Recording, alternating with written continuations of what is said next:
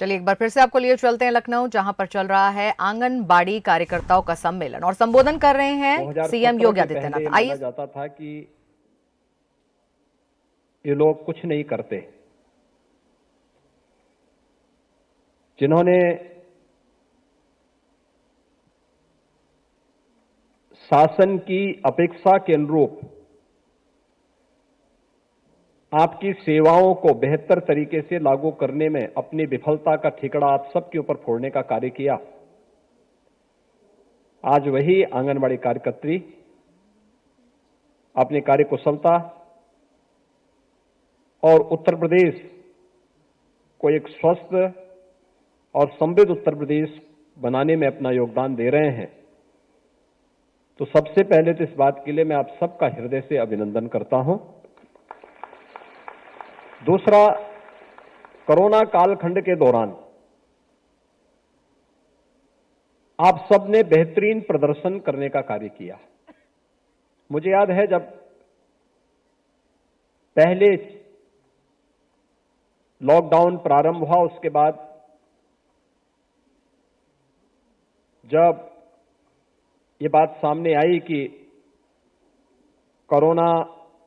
की पहली लहर आ रही है, तो पोषाहार की कार्रवाई को घर घर पहुंचाने के लिए योगदान देना है। उस समय आपने अपनी कार्रवाई को आगे बढ़ाया, लेकिन पहले चरण में एक औपचारिक रूप से हम लोगों ने निगरानी समिति बनाई थी जो घर घर जाकर के स्क्रीनिंग का कार्य करती थी। और उस समय हम लोगों ने ग्राम प्रधान के चुनाव नहीं हो पाए थे, इसलिए आंगनबाड़ी, आशा वर्कर और एएनएम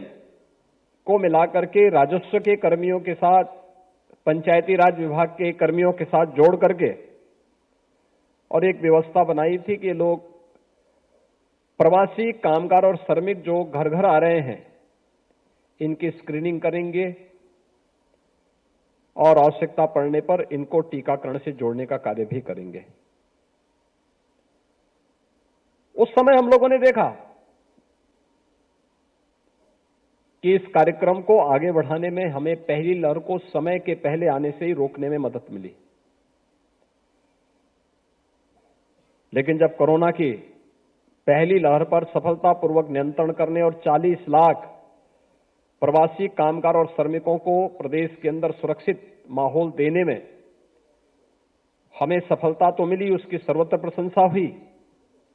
लेकिन दूसरी लहर आने पर हमारे सामने उतनी बड़ी चुनौती भी आई थी। और केवल हमारे सामने नहीं थी, पूरी दुनिया के सामने थी। लेकिन उत्तर प्रदेश ज्यादा टारगेट हुआ था, क्योंकि सबसे बड़ी आबादी का प्रदेश है, तो लोग ये मानते थे कि उत्तर प्रदेश पूरी तरह फेल हो जाएगा। और तब मैंने फिर